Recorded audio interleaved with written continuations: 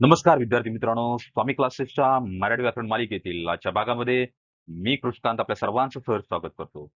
विद्यार्थी मित्रांनो, आजच्या भागामध्ये आपण मराठी व्याकरणातील विभक्ती हा घटक अभ्यासणार आहोत. यामध्ये आपण अतिशय सोप्या ट्रिकचा वापर करून दिलेल्या वाक्यातील विभक्ती प्रत्यय कसा ओळखायचा ते शिकणार आहोत.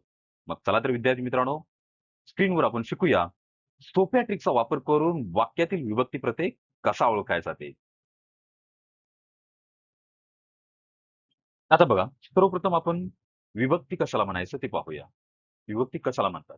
बघा, वाक्यातील नाम किंवा सर्वनाम यांचा क्रियापदाशी किंवा इतर शब्दाशी असलेला संबंध दाखवण्यासाठी त्यांच्या मूळ रूपात जो बदल होतो, विकार होतो, त्याला विभक्ती असं म्हणतात. आणि हा बदल घडवून आणण्यासाठी शब्दांच्या शेवटी जी अक्षरे जोडली जातात, त्याला प्रत्यय असं म्हणतात. बघा, आता विभक्ती म्हणजे काय सांगता येईल? तर विभक्ती म्हणजे काय? तर वाक्यातील नाम असेल किंवा एखादं सर्वनाम असेल, त्या नामाचा किंवा सर्वनामाचा वाक्यातील जे क्रियापद आहे किंवा वाक्यातील इतर जे शब्द असतील, त्या शब्दांशी संबंध दाखवण्यासाठी त्यांच्या मूळ रूपात जो बदल होतो, जो विकार होतो, त्याला विभक्ती म्हणतात. समजलं? आणि प्रत्यय कशाला म्हणायचं? तर हा बदल घडवून आणण्यासाठी शब्दांच्या शेवटी जे अक्षरं जोडली जातात, जी अक्षरं जोडली जातात, त्यांना प्रत्यय म्हणतात. आता उदाहरण बघायचं झालं, तर रामाने रावणाला मारले. मारले माझं क्रियापद आहे. या क्रियापदाशी संबंध बघा नामाचा कसा आहे. मारणारा कोण? राम. मारले कुणाला? रावणाला. आता बघा, रामाने ने प्रत्यय लागलाय. रावणाला ला प्रत्यय लागलाय. मग ने, ला ही शब्दाच्या शेवटी जी अक्षरे जोडली गेली त्यांना प्रत्यय म्हणायचं. समजलं? अगदी सोपं आहे. तर आता ही जी विभक्ती आहेत, ती विभक्तीचे 8 प्रकार पडतात. ते कोणते आहेत? ते आपण पाहूया. बघा, जी विभक्ती आहेत, ते एकूण 8 आहेत. त्यामध्ये पहिला आहे प्रथम विभक्ती, दुसरं द्वितीय विभक्ती, तिसरा तृतीय विभक्ती, चौथं चतुर्थी विभक्ती, पाचवा पंचमी विभक्ती, सहावं षष्ठी विभक्ती, सातवं सप्तमी विभक्ती आणि आठवं संबोधन विभक्ती. ह्या 8 विभक्ती आहेत. आणि ह्या 8 विभक्तींना जे प्रत्यय लागलेले असतात, ते एकवचनांमध्ये कोणते प्रत्यय लागतात, अनेक वचनांमध्ये कोणते प्रत्यय लागतात आणि त्यांचा मुख्य कारकार्थ कुठला आहे, ते आपण पाहूया. प्रथम विभक्तीमध्ये बघा, प्रथम विभक्तीमध्ये प्रत्यय लागत नाही. मग ते एकवचन असेल किंवा अनेक वचन असेल, यामध्ये प्रथमा विभक्तीमध्ये प्रत्यय लागत नाही आणि जो कारकार्थ असतो, तो कर्ता असतो. मुख्य क्रिया करणारा घटक हा कर्ता असतो. प्रथम विभक्तीमध्ये एवढं लक्षात ठेवायचं, की प्रथम विभक्तीमध्ये प्रत्यय लागत नाही. मुख्य क्रिया करणारा कर्ता असतो. कर्त्याला कुठलाही प्रत्यय लागत नाही. तो प्रथमेत असतो. समजलं? दुसरा द्वितीय विभक्ती. द्वितीय विभक्तीमध्ये जो एक वचनामध्ये जो प्रत्यय लागलेला असतो, ते स, ला, ते आणि अनेक वचनांमध्ये प्रत्यय जो लागलेला असतो, ते स, ला, ना, ते. एक वचनामध्ये स, ला, ते, अनेक वचनामध्ये स, ला, ना, ते. हा प्रत्यय लागलेला असतात आणि जो कारकार्थ असतो द्वितीय विभक्तीचा, तो कर्म असतो. कारकार्थ द्वितीय विभक्तीचा कुठला? कर्म. लक्षात ठेवायचं. समजलं? द्वितीय विभक्तीचे प्रत्यय सलाते, सलानाते, कारकार्थ, कर्म. आता बघूया आपण तृतीय विभक्ती. तृतीय विभक्तीमध्ये जो प्रत्यय लागलेला असतो, तो ने, ए, शी आणि अनेक वचनामध्ये जो प्रत्यय लागलेला असतो, तो असतो नि, सी, ही, ई. तृतीय विभक्तीचा जो एक वचनातील प्रत्यय आहे, ने, ए, सी आणि अनेक वचनांमध्ये जो प्रत्यय लागलेला असतो, तो नि, सी, ही, ई.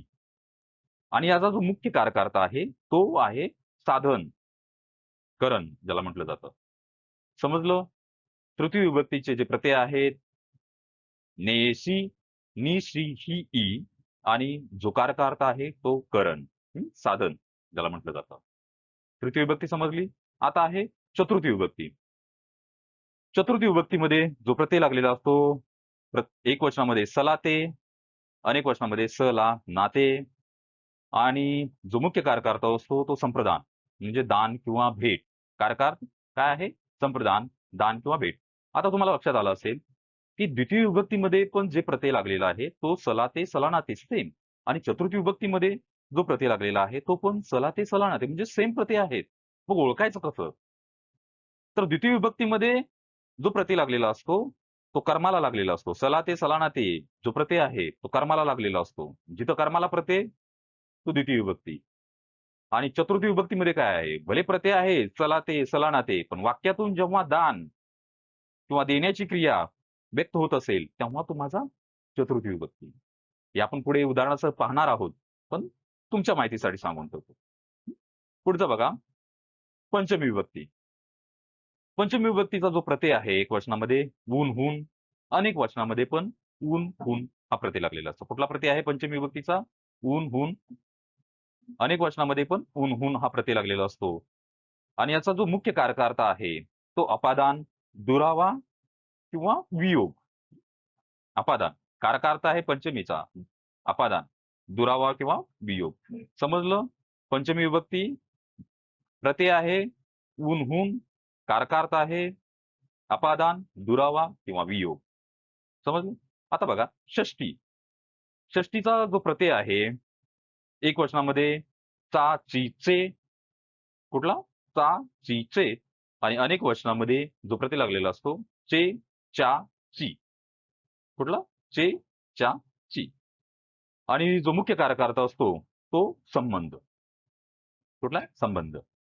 समजलं? षष्टी जे प्रत्यय आहेत चा, ची, चे एक वचनामध्ये लागलेला असतो आणि अनेक वचनामध्ये चे, चा, ची हे प्रत्यय लागलेले असतात आणि मुख्य कारकार्थ असतो संबंध. आता बघा सप्तमी. सप्तमीचा जो प्रत्यय असतो तैया, अनेक वचनामध्ये पण तैया हा प्रत्यय लागलेला असतो आणि त्याचा जो मुख्य कारकार्थ आहे तो अधिकरण म्हणजे स्थान आणि वेळ हा मुख्य कारकार्थ आहे. कुठला? कुणाचा? सप्तमीचा. समजलं? आणि त्यानंतर आहे आपला आठवा शेवटचा विभक्ती तो आहे संबोधन. संबोधन म्हणजे काय? हाक मारणे. यामध्ये प्रत्यय लागत नाही, अनेक वचनामध्ये न प्रत्यय लागतो आणि मुख्य कारकार्थ आहे हाक मारणे. संबोधन, हाक मारणे, मुख्य कारकार्थ. समजलं? हे 8 विभक्तीचे प्रकार आहेत आणि यांना हे लागलेले प्रत्यय आहेत आणि त्यांचे ते कारकार्थ आहेत ते आपण पाहिले. आता हे जे 8 विभक्तीचे प्रकार आपण पाहिले, तो प्रत्येक एक प्रकार आपण उदाहरणासह समजून घेणार आहोत. मग चला तर पहिला प्रकार आपण पाहूया विभक्तीचा, प्रथम विभक्ती. बघा, प्रथम विभक्ती. प्रथम विभक्तीमध्ये आपण पाहिलं, कसे ओळखायचे? प्रथम विभक्तीमध्ये प्रत्यय लागत नाही. कर्त्याला प्रत्यय नसतो. क्रिया करणारा हा मुख्य घटक कर्ताच असतो. तो प्रथमेत असतो. समजलं? प्रथम विभक्ती ओळखणं सोपं. कर्त्याला प्रत्यय नाही. क्रिया करणारा मुख्य घटक कर्ताच असतो आणि तो प्रथमेत असतो. बघा उदाहरण. उदाहरण आहे महेश शाळेत जातो. माझा कर्ता कोण? जाणारा कोण? महेश. महेश माझा कर्ता आहे. कर्त्याला प्रत्यय आहे? नाही. कर्त्याला प्रत्यय नाही. क्रिया करणारा कोण आहे? शाळेत जाणारा कोण? महेश. क्रिया करणारा महेश आहे. कर्त्याला प्रत्यय नाही. तो प्रथमित आहे. म्हणून हे प्रथम विभक्तीचं वाक्य आहे. समजलं? सोपं. अगदी सोपं आहे प्रथम विभक्ती ओळखणं. कर्त्याला प्रत्यय नाही. तो प्रथमित असतो आणि मुख्य घटक क्रिया करणारा हा कर्ताच असतो. दुसरं उदाहरण बघा. गाय गवत खाते. खाणारी कोण? गाय. गाय माझा कर्ता. कर्त्याला प्रत्यय आहे? नाही. कर्त्याला प्रत्यय नाही. क्रिया करणारा कोण आहे या वाक्यामध्ये? गाय. म्हणजेच या वाक्यामध्ये क्रिया करणारा मुख्य घटक कर्ता आहे. कर्त्याला प्रत्यय नाही. म्हणून हे जे वाक्य आहे ते प्रथम विभक्तीचं वाक्य आहे. समजलं? पुढचा प्रकार पाहूया आपण द्वितीय विभक्ती. बघा, द्वितीय विभक्तीमध्ये जो प्रत्यय लागलेला असतो तो कर्माला. आपण सुरुवातीला बघितलं की द्वितीय विभक्ती आणि चतुर्थी विभक्ती प्रत्यय सेम असतात. सला ते सलाना ते. प्रत्यय सेम, पण ओळखायचं कसं? तर द्वितीय विभक्ती कसं ओळखणार? तर द्वितीय विभक्तीमध्ये वाक्यातील जे कर्म असेल त्या कर्माला सला ते किंवा सलाना ते यापैकी प्रत्यय लागलेला असेल. आणि जर का वाक्यातील कर्माला प्रत्यय असेल तर ते डोळं झाकून आपलं द्वितीय विभक्तीचं वाक्य असतं. समजलं? मग आता द्वितीय विभक्तीचं वाक्य ओळखायचं तर पहिलं काम काय करायचं? वाक्यातील कर्म शोधायचं आणि कर्माला प्रत्यय बघायचा, की कर्माला सला ते सला नाते यापैकी प्रत्यय लागलेला आहे की नाही. आणि जर लागला असेल, डोळं झाकून तो आपलं द्वितीय विभक्तीचं वाक्य असेल. समजलं? बघूया आपण उदाहरणाचं. उदाहरण आहे, शिक्षकांनी मुलांना शिकवले. उदाहरण काय आहे? शिक्षकांनी मुलांना शिकवले. शिकवणारा कोण? वाक्यातील शिक्षक म्हणजे शिक्षक माझा कर्ता झाला. क्रिया कुणावर झाली? या वाक्यामध्ये क्रिया कुणावर झाली? मुलांवर. बघा म्हणजेच काय? मुलं माझं कर्म झालं. बरोबर? या वाक्यामध्ये मुलं माझं कर्म आहे. मुलांना कर्म आहे. आता या शब्दाला कुठला प्रत्यय लागलाय? कर्माला कुठला प्रत्यय लागलाय? ना, सला, ना, ते. ना प्रत्यय लागलाय. म्हणजे इथं कर्माला प्रत्यय आहे. डोळं झाकून हे वाक्य द्वितीय विभक्तीचं वाक्य आहे. कारण कर्माला प्रत्यय आहे या ठिकाणी. समजलं? दुसरं उदाहरण बघा. मी संजयला भेटलो. भेटणारा कोण? मी. मी झाला कर्ता. क्रिया कुणावर घडली? संजयवर. म्हणजे संजय माझं कर्म. आता कर्माला प्रत्यय आहे? आहे. कुठला? ला. म्हणजे जिथं कर्माला प्रत्यय लागलेला आहे, म्हणून हे जे वाक्य आहे ते द्वितीय विभक्तीचं वाक्य आहे. कुठला प्रत्यय? सला ते सला नाते यापैकी प्रत्यय जर कर्माला लागला असेल, ते माझं द्वितीय विभक्तीचं वाक्य असेल. समजलं द्वितीय विभक्ती? पुढचा प्रकार आपण पाहूया, तृतीय विभक्ती. बघा, तृतीय विभक्तीमध्ये क्रिया करण्यासाठी ज्या साधनाचा किंवा घटकाचा वापर होतो. लक्ष देऊन ऐका. तृतीय विभक्ती ओळखायचं कसं? तर क्रिया करण्यासाठी ज्या घटकाचा किंवा साधनाचा उपयोग होईल, त्याला तृतीय विभक्तीचे प्रत्यय लागतात. मग तृतीय विभक्तीचे प्रत्यय कोणते? तर ते प्रत्यय आहेत बघा, ने, एसी किंवा नि, सी, ही, ई. ने, ए, सी हे एक वचनामध्ये लागतात. ने, ए, सी हे एक वचनामध्ये लागतील आणि अनेक वचनामध्ये नि, सी, ही आणि ई हे जे प्रत्यय आहेत ते अनेक वचनामध्ये लागतील. पण ओळखणार कसं? प्रत्यय लागतील नेसी आणि निसी ही ई. पण ओळखणार कसं? जेव्हा वाक्यामध्ये क्रिया करण्यासाठी ज्या घटकाचा किंवा साधनाचा उपयोग होतो, त्या साधनाला किंवा त्या घटकाला हे तृतीय विभक्तीचे प्रत्यय लागलेले असतात. आता हेच आपण उदाहरणासह बघूया. समजलं? प्रत्यय कुठले? ने, एसी आणि निसी ही ई हे प्रत्यय असतील. पण प्रत्यय कुणाला लागतील?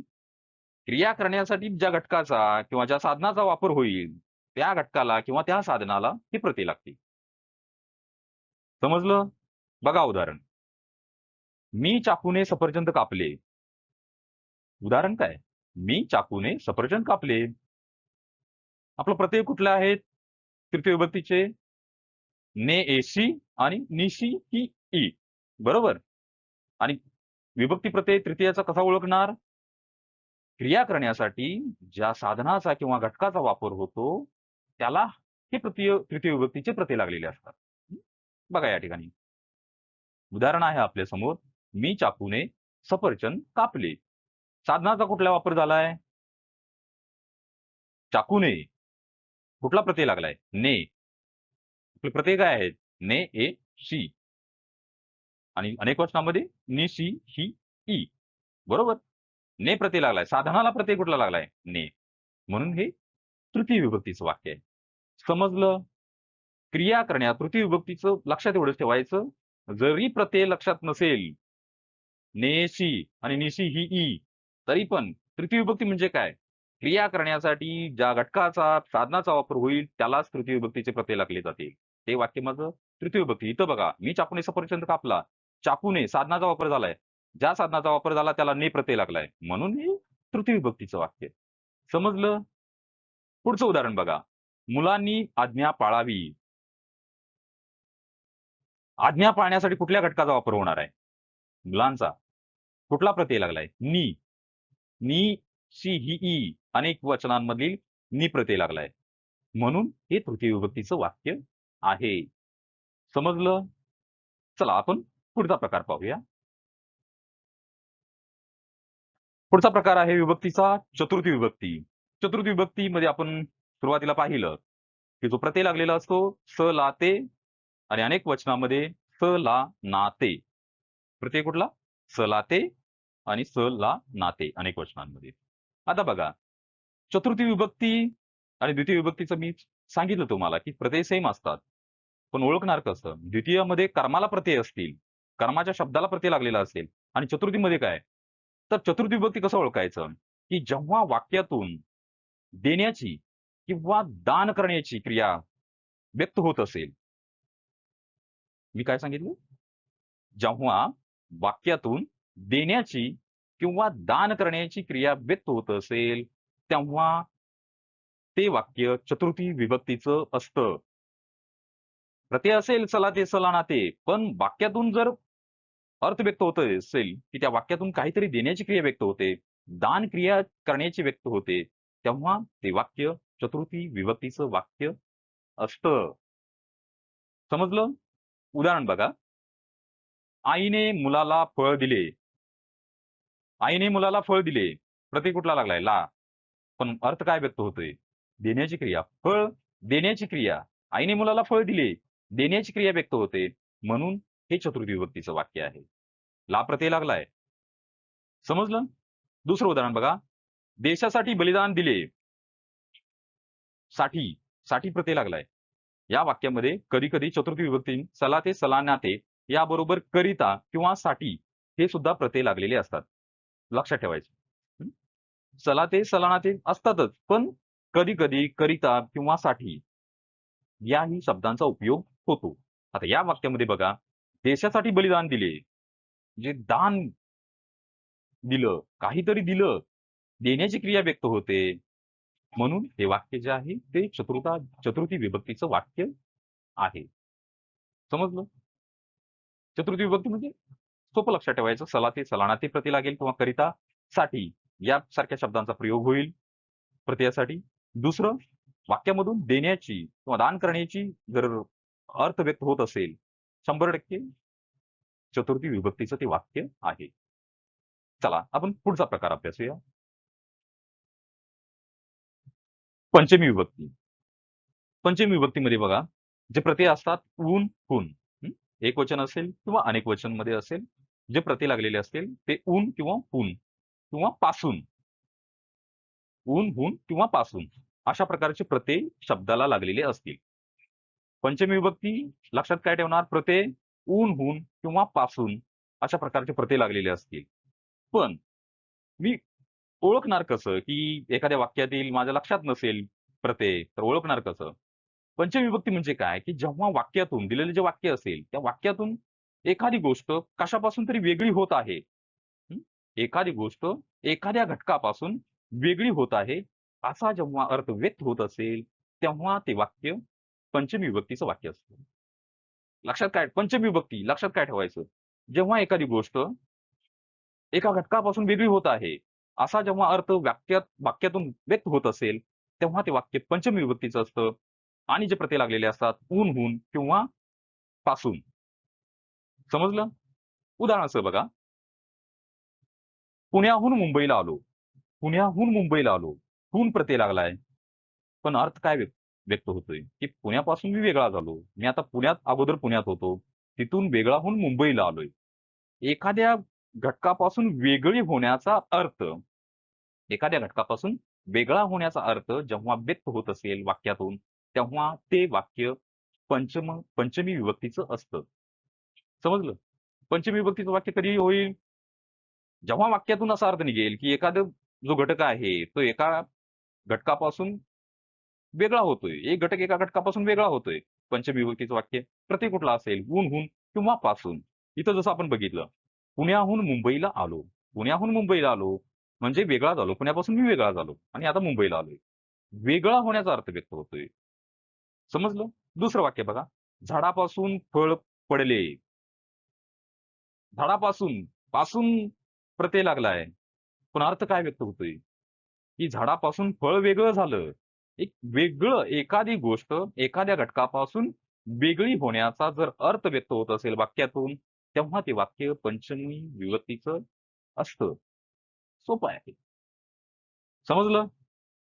लक्षात पंचमी विभक्ती लक्षात ठेवायचं सोपं आहे. पंचमी विभक्ती म्हणजे काय? ऊन, हून किंवा पासून प्रत्यय असेल आणि दुसरं एखादी गोष्ट एखाद्या घटकापासून वेगळा होण्याचा अर्थ व्यक्त होत असेल, डोळं झाकून पंचमी विभक्ती. समजलं? पुढचा प्रकार पहा. षष्ठी विभक्ती. जो 6वा आपला प्रकार आहे विभक्तीचा, षष्ठी विभक्ती. आता षष्ठी विभक्तीचे प्रत्यय बघा. चा, ची, चे, चा. चा, ची, चे, चा हे षष्ठी विभक्तीचे प्रत्यय आहेत. प्रत्यय कुठले? चा, ची, चे, चा हे षष्ठी विभक्तीचे प्रत्यय आहेत. कोणाचा, कोणाची असा प्रश्न विचारल्यानंतर आपल्याला उत्तर मिळतं आणि या वाक्यातून मालकी हक्क दर्शवतो. बघा, षष्ठी विभक्ती कसं ओळखायचं? की वाक्यातून मालकी हक्क दिसेल. मालकी हक्क दिसेल तेव्हा ते षष्ठी विभक्तीचं वाक्य असेल आणि वाक्यामध्ये चाची, चेचा असं यापैकी एखादा प्रत्यय लागलेला असेल. समजलं? षष्ठी विभक्ती केव्हा मिळणार आपल्याला? केव्हा होणार? कसं ओळखायचा? प्रत्यय लागलेला असेल, चाची, चेचा आणि वाक्यातून मालकी हक्क व्यक्त होतो. बघूया आपण उदाहरणासह. बघा, अमितचे पुस्तक. वाक्य आहे अमितचे पुस्तक. प्रत्यय कुठला आलाय? चे. आपण बघितलं की षष्टीमध्ये चे, चा, ची, चे असे प्रत्यय लागलेले असतात. आता इथं लागला चे प्रत्यय. अर्थ काय निघतोय? पुस्तक कुणाचं आहे? अमितचं. म्हणजे मालकी हक्क. जेव्हा वाक्यातून मालकी हक्क दर्शवेल, ते वाक्य षष्ठी विभक्तीचं असतं आणि वाक्यामध्ये चा, ची, चे, चा असं प्रत्यय लागलेलं असतं. इथं अमितचे पुस्तक. पुस्तक कुणाचं आहे? अमितचं. म्हणजेच मालकी हक्क अमितचा दाखवला जातो या वाक्यातून. दुसरं, अमित या शब्दाला चे प्रत्यय लागलेला आहे म्हणून हे षष्ठी विभक्तीचं वाक्य आहे. समजलं षष्ठी विभक्ती कसं ओळखायचं? चाची, चेचा प्रत्यय प्लस वाक्यातून मालकी हक्क जेव्हा व्यक्त होतो तेव्हा ते षष्ठी विभक्तीचं वाक्य असतं. पुढचं बघा, मुलांचा खेळ. खेळ कुणाचा आहे? मुलांचा. मालकी हक्क बरोबर आहे? मुलांचा खेळ, मालकी हक्क कुणाचा आहे? मुलांचा खेळावर. मालकी हक्क व्यक्त होतोय. प्रत्यय कुठला लागलाय? चा. आपण बघितलं की चा, ची, चे, चा हे षष्ठी विभक्तीचे प्रत्यय आहेत. आणि वाक्यातून जो अर्थ निघतो तो मालकी हक्क दर्शवणारा अर्थ निघतो. इथं मुलांचा खेळ, खेळ कुणाचा आहे? तर मुलांचा. खेळावर हक्क कुणाचा आहे? मुलांचा. मालकी, मुलांची मालकी आहे. मालकी हक्क दाखवतोय, चा प्रत्यय लागलेला आहे. म्हणून हे वाक्य षष्ठी विभक्तीचं वाक्य आहे. समजलं? पुढचा प्रकार पहा. सप्तमी विभक्ती. आणि 7वा जो प्रकार आहे विभक्तीचा तो सप्तमी विभक्ती आहे. सप्तमी विभक्तीमध्ये जे प्रत्यय लागलेले असतात त, इ, आ, मध्ये किंवा वर. प्रत्यय कुठले? सप्तमी विभक्तीचे प्रत्यय कुठले? त, इ, आ, मध्ये किंवा वर. त, इ, आ, मध्ये किंवा वर. मग ओळखायचं कसं? तर यामध्ये स्थान किंवा वेळ दर्शवली जाते. जर वाक्यातून स्थान किंवा वेळ दर्शवल्याचा बोध होत असेल, ते वाक्य माझं सप्तमी विभक्तीचं वाक्य असतं. काय लक्षात ठेवणार? जेव्हा वाक्यातून स्थान किंवा वेळ याचा बोध होईल आणि प्रत्यय कुठला असेल? त, इ, आ, वर किंवा मध्ये यापैकी प्रत्यय लागलेला असेल, तर ते वाक्य सप्तमी विभक्तीचं वाक्य असतं. चला आपण उदाहरणासह समजून घेऊया. बघा, पहिलं उदाहरण आहे, टेबलावर पुस्तक आहे. टेबलावर पुस्तक आहे. वर, वर प्रत्यय लागलाय टेबलावर. वाक्यातून अर्थ काय निघतोय? स्थान दाखवलंय. पुस्तकाचं स्थान आहे. पुस्तक कुठं आहे? टेबलावर आहे. म्हणजे पुस्तकाचं स्थान दर्शवलंय, की ते आता पुस्तक कुठं आहे? तर टेबलावर आहे. म्हणजे जेव्हा वाक्यातून स्थान किंवा वेळ दर्शवली जाईल आणि वाक्यामध्ये त, इ, आ, मध्ये किंवा वर अशा प्रकारच्या प्रत्ययांचा वापर होईल, तेव्हा ते वाक्य सप्तमी प्रयोगाचं वाक्य असतं. समजलं? पुढचं उदाहरण बघा. शाळेत मुले आहेत. शाळेत मुले आहेत. कुठला प्रत्यय लागलाय? शाळेत त प्रत्यय लागलाय. वाक्यातून अर्थ काय निघतोय? मुले कुठे आहेत? शाळेत. मुलांचं स्थान कुठे आहे आता सध्या? शाळेत. म्हणजे जेव्हा वाक्यातून स्थान किंवा वेळ दर्शवला जाईल, त्याचा अर्थ निघत असेल आणि वाक्यामध्ये त, इ, आ किंवा मध्ये, वर अशा प्रकारच्या प्रत्ययांचा वापर होत असेल, तेव्हा त्याला आपण सप्तमी प्रयोग विभक्ती सप्तमी विभक्ती असं म्हणतो. समजलं? शेवटचा आता आपण विभक्तीचा प्रयोग पाहूया, प्रकार पाहूया. जो प्रकार आहे संबोधन, 8वा. बघा, संबोधन विभक्ती. संबोधन म्हणजे काय? हाक मारणे. नावातच आपल्याला लक्षात येते, की संबोधन म्हणजे हाक मारणे. यामध्ये कुठल्या शब्दांचा प्रयोग होईल? अरे, अगं, हे. जेव्हा वाक्यामध्ये अरे, अगं, हे अशा प्रकारच्या शब्दांचा उपयोग होईल आणि त्या वाक्यामधून हाक मारणे याचा भाव व्यक्त होईल, तेव्हा त्याला संबोधन विभक्ती असं म्हणतात. संबोधन विभक्तीमध्ये प्रत्यय लागलेला नसतो. समजलं? संबोधन अतिशय सोपा हा प्रकार आहे संबोधन विभक्ती. संबोधन विभक्तीमध्ये प्रत्यय नसतो आणि यामध्ये हाक मारण्याचा भाव व्यक्त होतो वाक्यातून. यामध्ये अगं, अरे, हे अशा प्रकारच्या शब्दांचा उपयोग झालेला असतो. उदाहरण बघा, "अरे सुमित, इकडे ये." "अरे सुमित, अरे" या शब्दाचा उपयोग झालाय. हाक मारली. भाव व्यक्त झाला ना, हाक मारलेली आहे. "अरे सुमित, इकडे ये." दुसरं बघा, "अगं आई, ऐक ना." आईला हाक मारली. "अगं आई." "अगं" या शब्दाचा उपयोग झालेला आहे. "अरे, अगं, हे" अशा प्रकारच्या शब्दांचा उपयोग होतो. हाक मारल्याचा भाव व्यक्त होतो, तेव्हा ते संबोधन विभक्ती असतं. समजलं? तर अशा पद्धतीनं विद्यार्थी मित्रांनो, आजच्या भागामध्ये आपण विभक्ती हा प्रकार अभ्यासला आहे. यामध्ये जे विभक्तीचे 8 प्रकार आहेत, ते आपण पाहिले. त्याला कुठले प्रत्यय लागतात, एकवचनामध्ये कुठले प्रत्यय, अनेक वचनामध्ये कुठले प्रत्यय आणि त्यांचे मुख्य कारक काय आणि उदाहरणं देऊन आपण ते समजून घेतलेले आहेत. तर विद्यार्थी मित्रांनो, मी आशा करतो, की हा घटक तुम्हाला आवडला असेल आणि जर आवडला असेल, तर निश्चितपणे आपल्या स्वामी क्लासेस या चॅनलला सबस्क्राईब करा, लाईक करा आणि शेअर करा. धन्यवाद.